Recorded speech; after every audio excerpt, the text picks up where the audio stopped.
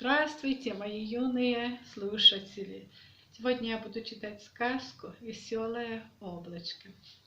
Вот из этой тоже книжечки «Маме я несу букетик».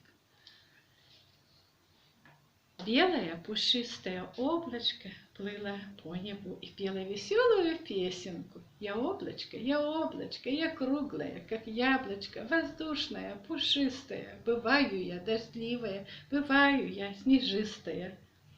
«Ой, какая чудесная песенка!» Удивилось солнышко.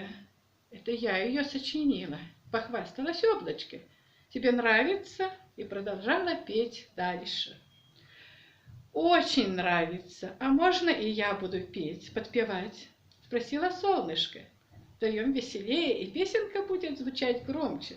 «Хорошо», — согласилась облачко. Они распевали песенку все громче и громче. «Нет, я не могу так петь больше», — возмутилось солнышко. «Я не могу петь, я облачко, я облачко. Я же не облачко, я солнышко.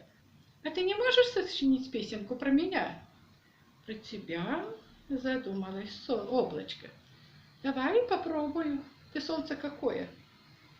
«Я горячая, круглая, оранжевая, как апельсин. Дарю всем людям тепло». Облачко думала, а потом запела песенку. Я солнышко, я грею всех на свете. Я солнышко, меня все любят дети. Я ночью сплю, а днем пою вот эту песенку свою. Ура! Получилась эта песенка про меня. Спасибо, облачко! — воскликнуло солнышко. «Я тебе дарю эту песенку, запоминай слова».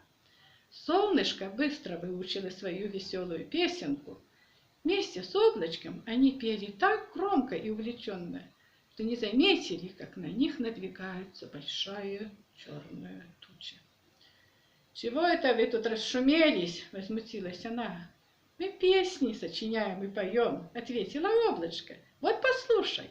«Нет, терпеть не могу, когда поют и радуются», — замахала дождевыми руками туча.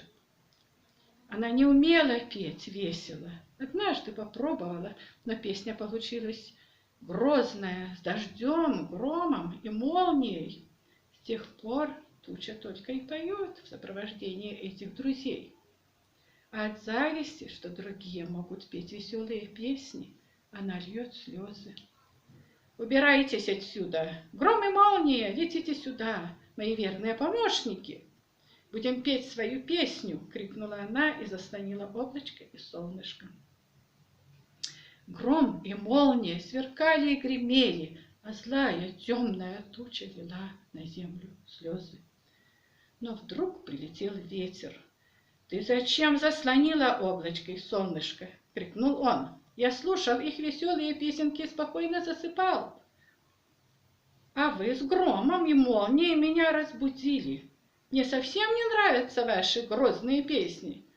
Ну, берегитесь!»